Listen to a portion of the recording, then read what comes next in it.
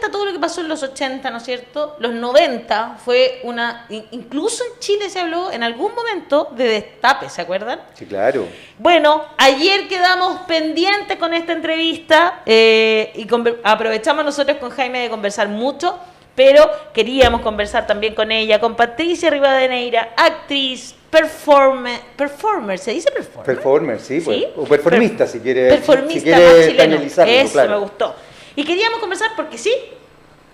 Porque pero se no cumplen importa, 30 seguimos. años de la icónica performance La Cruz por la Cruz y la Bandera, de la que Jaime Coloma fue, ¿puedes creerlo? ¿Testigo en primera fila? Sí. No, sí lo puedo No, en primera, no sé si estaba en primera fila, pero testigo. Estaba en primera fila, aunque ¿sí? no lo creas, estaba en primera fila. suertudo. Yo vi ¿cómo se dice? La entrada de ahí la estamos viendo, de Patricia Rivadeneira, crucificada con la bandera chilena, seguida por un grupo de personas. También vi ahí a la Titi Ramírez, creo que era también una performista de la época, haciendo un desfile de moda, enfundada en una especie de preservativo celeste, también seguida de otras personas. En la Sala Mata te contaba ayer, así que estoy muy contento de que tengamos aquí a la protagonista real de este Así evento. es. Hola Patricia, bienvenida a La Voz de los que Sobran, de nuevo. Ahora sí que sí. Hola. Ahora se escucha perfecto. Pero no sé. No, se escucha perfecto. No, se escucha, se Te, escucha. te vemos y te escuchamos perfecto. Buenísimo, buenísimo. Gracias por la invitación de nuevo. Espero que no lateara al público. Muy ochentero el programa de hoy. Claro. Bueno, es una forma también de ir reivindicando la Pero- historia, una historia que ha sido contada desde una sola mirada. Hoy día estamos ampliando la mirada. Y parte de esa otra mirada es lo que hacías tú, Patricia, y lo que hacía también Vicente Ruiz con distintas cosas, con distintas performances en el trolley. También yo tuve la oportunidad de ver algunas de esas cosas. O en el garage de Matucana, también tuve la oportunidad de ver ahí algunas cosas. Recuerdo incluso una performance que hiciste muy interesante con Vicente Ruiz y Taía Gómez en el trolley. Y esta otra que cumple ahora 30 años. Y que es súper interesante porque se va a ver de forma gratuita en la plataforma www.scenics.cl. Cuéntanos, ¿qué pasa? ¿Cómo se va construyendo también la disidencia? Porque a propósito de historias oficiales, hay historias que son disidentes y tú fuiste una de las protagonistas de las disidencias. ¿Cómo se va construyendo esto que deriva en este evento en la Sala Mata, que casi le cuesta la pega a ¿cómo se llama? A don Nemesio Antunes, incluso, porque fue tremendamente cuestionado por haber autorizado este evento ahí? ¿Cómo se va gestando? Patricia se nos pegó, estábamos tan felices. Pero por Dios, te internet. ¡Tan felices! ¿Cómo nos hace esto? Dioses Bueno, del no. internet, ayúdanos. Claro. No, y lo peor que se pegue ella es que ella cree que nosotros estamos pegados también. Claro, entonces Es finalmente como ya uno debe estar- nunca sabe debe quién estar- está pegado. Exacto, Claro. eso es lo peor, que hay una O sea que polémica en quizás torno. movámonos harto, movámonos Yo empiezo a harto. moverme así a veces como para Sí, cachar. yo también me pasa lo mismo. Bueno, pero en todo caso, y vamos a retomar un poco el tema. Ahí estás, Ahí Patricia, está. ¿alcanzaste a escuchar la pregunta o no? No, está perfecto, está sacando la lengua. Oye, la pregunta no la escuché, pero estoy muy impactada de que tú hayas participado y estado en todos estos eventos y en especial en el del museo, porque conozco no tenemos mucha idea de quiénes estuvieron y de hecho estamos siempre faltos de material gráfico, de fotografías de ese desfile. ¿Cuál era la pregunta? No, que en definitiva, ¿cómo se va construyendo la movida disidente en definitiva? Porque Eso. comentábamos ayer con la Ale, que claro, nosotros conocemos la historia oficial de la zona de contacto, que eran como los rupturistas, pero que de rupturistas nada, digamos, y estaba esta otra movida que era tremendamente interesante, a la cual yo tuve la oportunidad y el gusto y de verdad el goce incluso de adherir, de conocer y de ver. Entonces, ¿cómo se fue construyendo la disidencia? Esa disidencia cultural. Qué pregunta más difícil, porque la verdad que no sabría decirlo. Pero fue algo Mira, yo natural, creo tú que trabajabas hubo- con Vicente. Yo creo que ¿cómo? como siempre, mira, yo creo que hay siempre, como siempre, hay algunos líderes. ¿Otra vez? A ver, No, No, no, está está bien, perfecto, dale está nomás. perfecto, Patricia. ya. Hay algunos líderes y estos líderes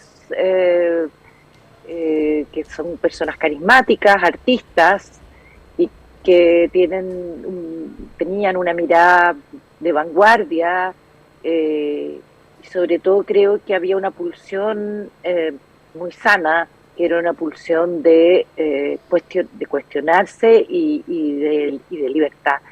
Y entonces ahí había un grupo de artistas, por ejemplo, liderados por Pablo Barnechea, pintor. Sí, claro. Yo creo que él estudió en la Chile, sí. Después estaba, y por supuesto Jorge, piensa que Pablo llevó a Jacqueline Fresar a dar el primer concierto de Los Prisioneros. Después aparece Jorge González y Vicente Ruiz, que también creo que desde muy joven, cuando entra a la escuela de teatro en la Universidad de Chile, inmediatamente él empieza a la experimentación en performance, etcétera. A él lo expulsaron de la Universidad de Chile y bueno, en ese tiempo estaba todo intervenido y de hecho sé que lo llamó un rati, no me acuerdo si era el rector o un secuaz del rector, porque todo eso estaba completamente tomado por las dictaduras. Se habían exonerado a muchos profesores, etcétera, etcétera. Piensa tú que cuando yo entré a estudiar teatro, la Universidad Católica, la Escuela de Teatro de la Universidad Católica y la Escuela de Sociología y Teología estaban cerradas. Exacto. Justo en esos años en que a mí me tocó postular. Entonces, yo creo que como en todos los movimientos artísticos hay algunos líderes que van encontrando y atrayendo, así como a otros artistas disidentes que eso es como algo como que se huele en las calles. De hecho, ayer hablaba con Vicente y nos recordábamos que no teníamos teléfonos. Estábamos tratando de hacer un Zoom igual que ahora y pensar que todo eso se hacía ni siquiera teléfono en la casa. Claro. Claro que sí. Te tenían que dejar un recado. En nuestras casas. Claro.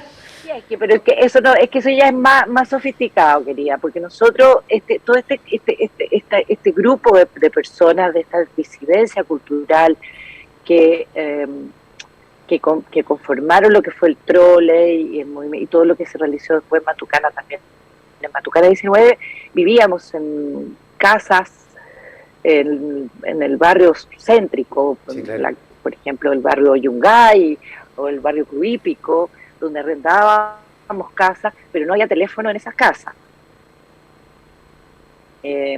Nosotros tempranamente, la mayoría de nosotros salimos de las casas de nuestros padres. Bueno, ahí se fue entonces encontrando este grupo de artistas, pintores, músicos, actores, directores, bailarines, coreógrafos, que, como te decía, en una especie de necesidad imperiosa por expresarnos. Y también hay que pensar que, a pesar de que había mucho miedo por la dictadura, el miedo a la muerte o a la desaparición o a que esta dictadura se pudiera alargar, no se sabía hasta cuándo, también te da un coraje, ¿no? Porque tú decías, bueno, o vivo ahora o no voy a vivir, o cuándo, claro. Si esto capaz que mañana se acabe todo. Entonces claro. Hay una doble pulsión. Por un lado, un miedo, porque ese miedo lo respirábamos en Chile, y por otro lado, un gran coraje, porque no hay nada que perder. Claro, se puede perder hasta la vida.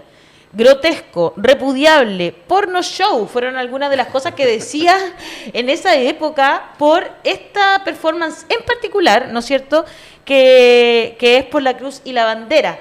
¿Te pasaron cosas en la calle? La gente te decía cosas, Patricia. ¿Cómo se lo tomaban en la época? ¿A ti te daba lo mismo? ¿O igual a veces te preocupabas y mirabas para atrás a ver si había alguien siguiéndote? ¿Cómo viviste esta performance en particular que generó tanto adhesión por un lado, pero también revuelo por el otro lado, ¿no? Del el conservadurismo, que siempre está tratando de tirar todo para atrás. No, yo lo viví como un trauma. ¿En serio? Un trauma grande, un trauma que creo que aún ni siquiera sé si se ha cerrado, y creo que esta celebración que estamos haciendo, impulsando, de los 30 años tiene que ver con eso.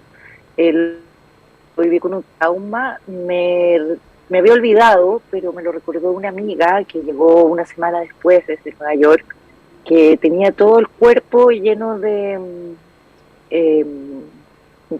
brotes, como úlceras. ¿Ya? Y estábamos bastante escondidos, yo estaba bien escondida, la prensa nos perseguía, la gente en la calle nos decía cosas, fue muy violento, hubo amenazas, Wow. el teléfono sonaba con amenazas de personas, hubo también a través de los diarios amenazas o intentos de demandarnos por faltas a la moral o faltas contra los símbolos patrios, no me acuerdo. Así que no fue ningún paseo. Lo que pasó ahí en el museo sí fue una fiesta.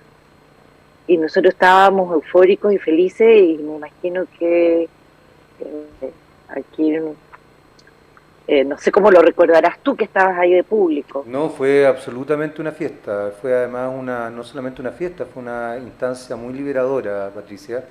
Fue de verdad muy, muy bonito, muy, muy interesante, porque creo que la posibilidad de desarrollar actos simbólicos después de lo que tú acabas de describir también, después de un momento histórico que se ha tratado de negar en muchos aspectos, que fue la dictadura y lo represiva que fue la dictadura.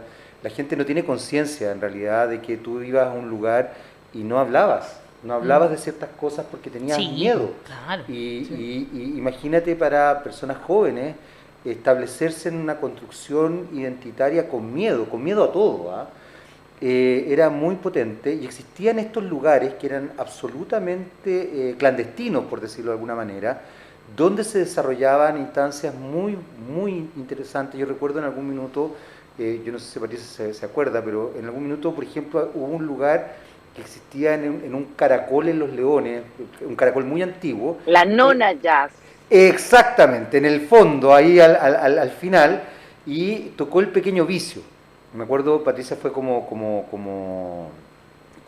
también como participante. Pues tocaba El Pequeño Vicio. Exactamente, ahí, con el Titín Moraga, si no me equivoco. Yo también fui a ver, era parte de la audiencia. Se ríe la Patricia porque se acuerda de esos tiempos. Es que no, porque estoy aquí con una amiga que por casualidad estamos aquí, que es Leonora Calderón, que también era parte de la banda de No te creo. Vicio, ¡Qué buena! Mira qué divertido. Bueno, cuéntale que en la Nona Jazz estuve viendo El Pequeño Vicio, que tú estabas ahí, estabas también de espectador, igual que yo, y la verdad es que eran instancias tremendamente liberadoras, eran instancias muy potentes.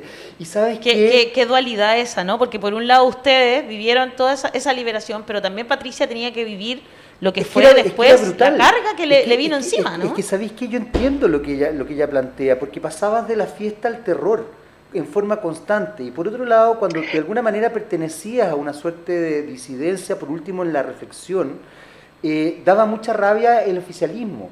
Yo me acuerdo, por ejemplo, la euforia cuando... Perdona que... Dale, Patricia, por favor, aquí tú eres la protagonista. Perdona que te interrumpa porque...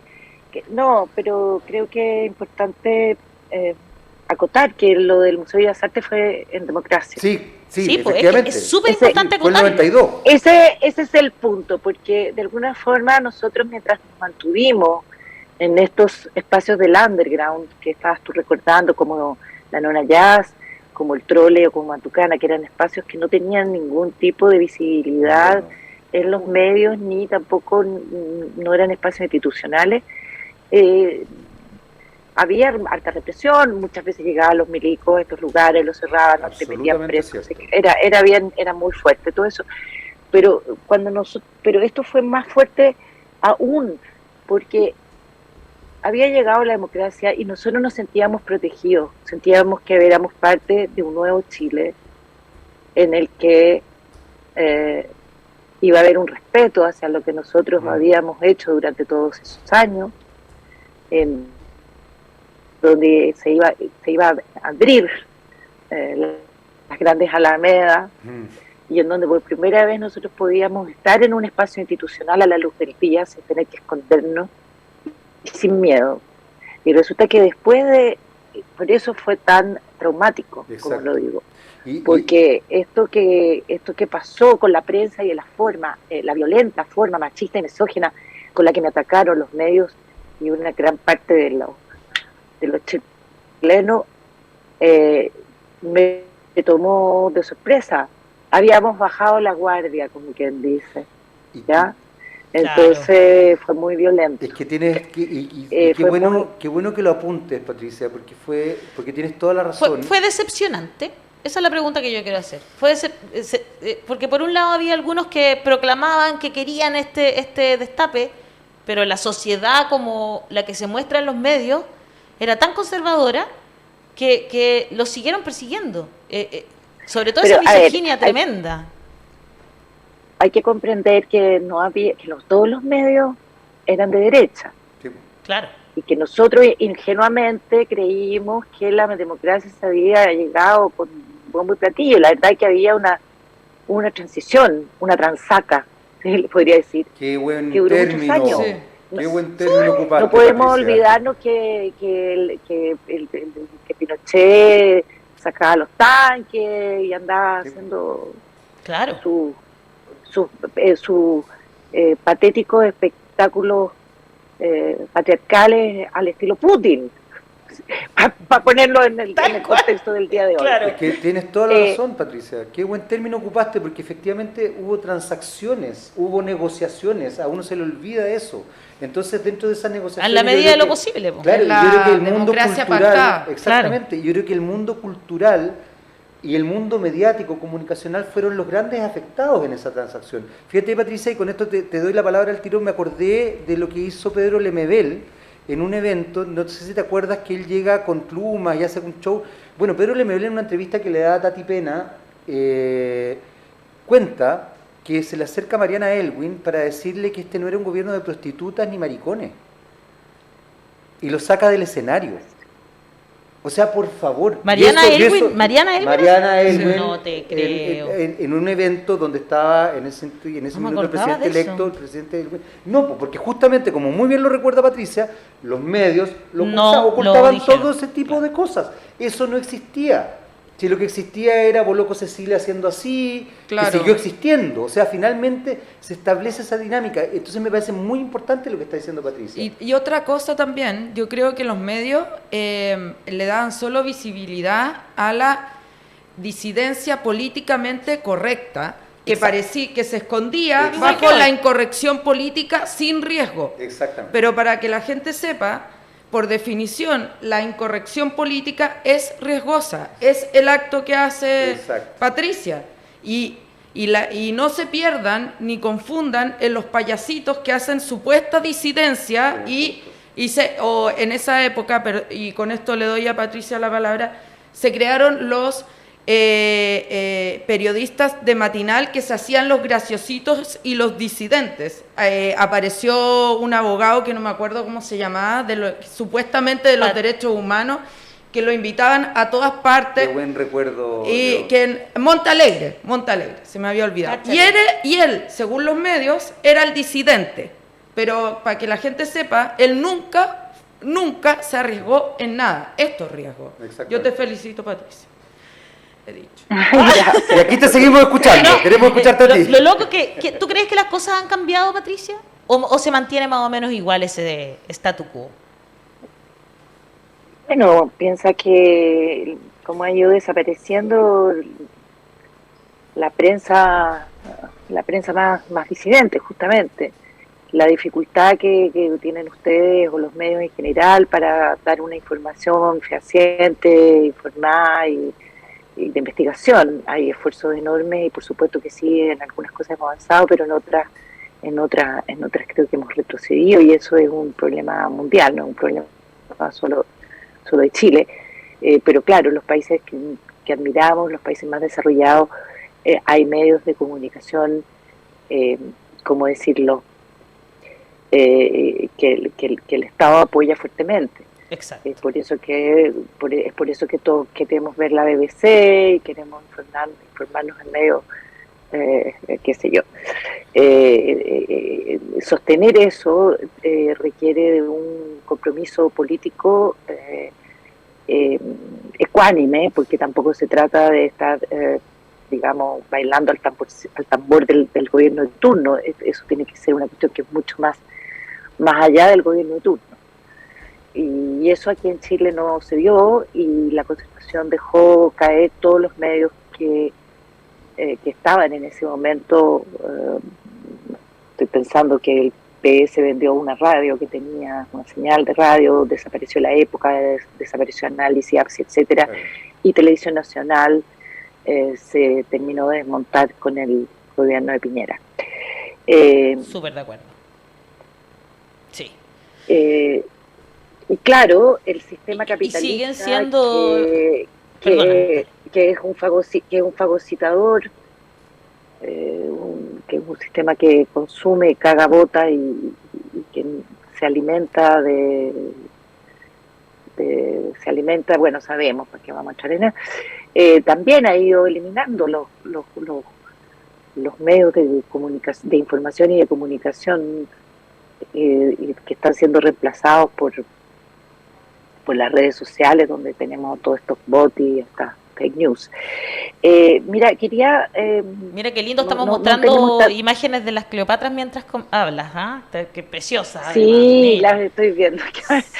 Las Cleopatras, sí, ese fue un gran proyecto un gran proyecto que va a tener ahora también, después de tantísimos años, hemos decidido retomarlo. No te lo puedo creer, qué maravilla, pero qué gran noticia, la más exclusiva que nos está dando. Me encanta, qué bueno que lo hagan, Patricia. Sí, ¿y sabes por qué? Porque así como pasa con esta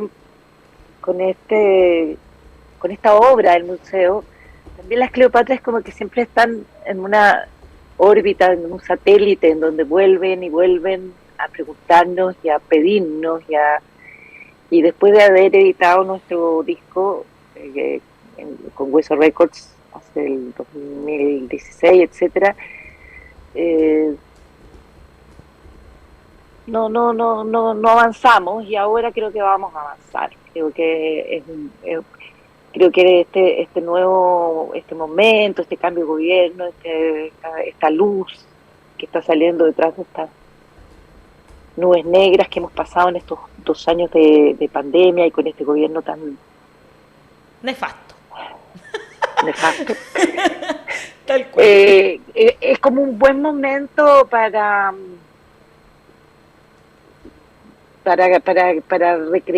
recreer, pensar y volver a tener muchas esperanzas, y creo que como las mujeres adultas que somos y maduras podemos entregar algo muy interesante a la reflexión de lo femenino, de una experiencia matrística que es la que hemos experimentado nosotras en estos 30 años desde que salimos de escena. Quiero volver a lo de la performance del Museo de Bellas Artes con un dato que muchas veces queda marginal, y es que en esta obra, en donde aparezco crucificada con la cruz y la bandera, además de los que desfilábamos, en donde de hecho estaban algunas de las Cleopatras, también había una comunidad mapuche que nos acompañaba con una rogativa por los derechos al agua, y esa es la comunidad de Quenquén. Mira. En aquellos años, para que veas tú, la prensa ni siquiera lo señaló, porque el problema de una comunidad como la comunidad de Quenquén si ahora está invisibilizado, o sea, en ese tiempo ni siquiera era algo que no le importaba a nadie, como digámoslo. Así es como que tú estuvieras hablando en chino. Claro. Ya existía ahí, estamos hablando 30 años atrás, una comunidad desesperada por sus derechos de agua. Entonces en esta performance nosotros quisimos expresar todos de alguna manera los distintos pesares de una comunidad que venía saliendo de una dictadura, y también la cruz, creo, que es bien comprensible, representa para nuestros pueblos originarios una imposición que llegó a estas tierras con la espada, y por supuesto que es una imposición patriarcal, falocéntrica, y que no considera a los pueblos originarios.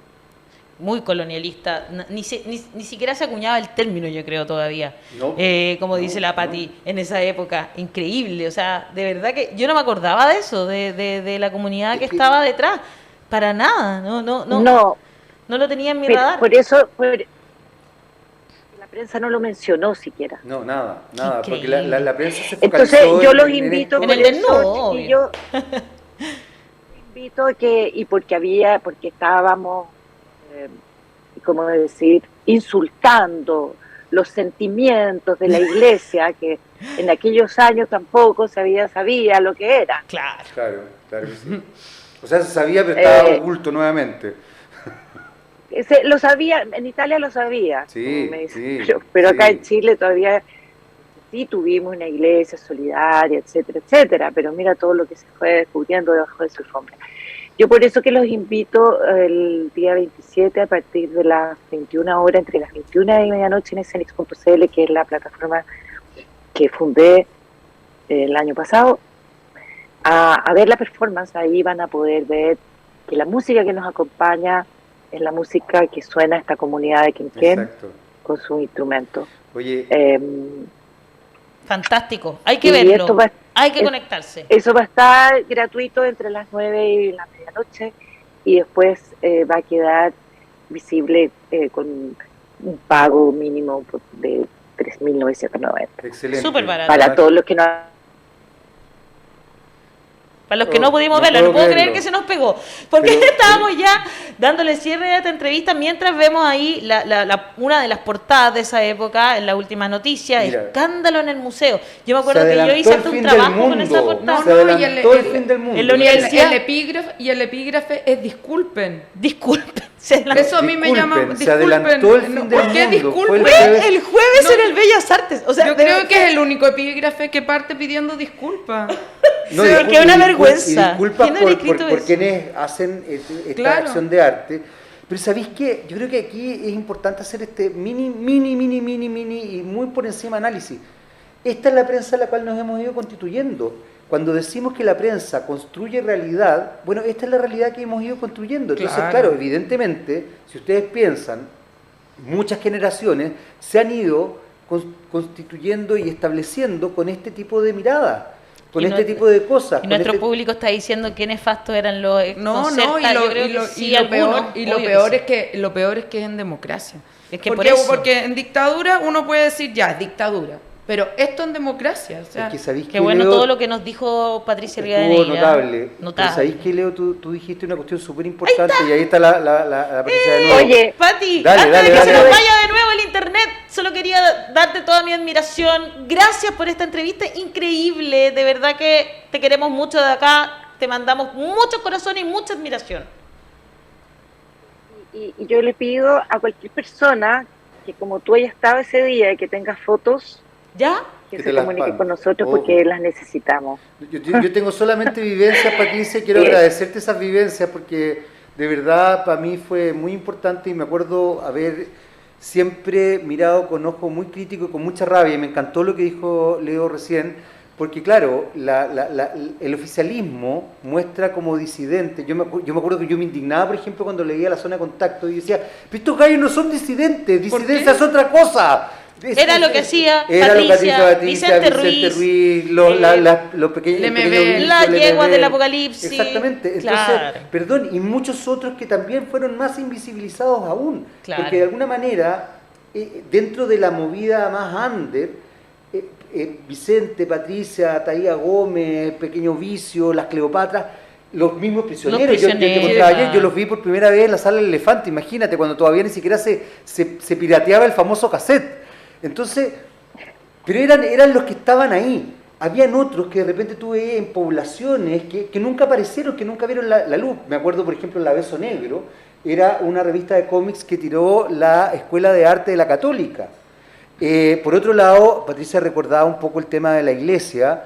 A poco andar, ni más ni menos que Sinéad O'Connor rompe la foto del Papa Juan Pablo II y rompe su carrera, su propia alma, diría yo. Porque, en definitiva, la prensa nuevamente, y en este caso Patricia tiene un punto, la prensa internacional, la denosta, la descalifica, y resulta que hoy día, como muy bien recordaba Patricia, nos damos cuenta que Juan Pablo II fue uno de los encubridores más brutales de los abusos sexuales en la Iglesia Católica. Hay que tener cuidado con ese juego que hacen los medios de comunicación de escoger a los pseudodisidentes políticamente incorrectos sin riesgo, porque te hacen creer que todo está bien, pero la verdad es que todo está peor. Entonces cuidado con los payasos, que hay varios que los periodistas... Oye, ya, tenemos que ir cerrando el programa. Patricia, gracias, los dejo. Te pasaste, Patricia, muchas gracias.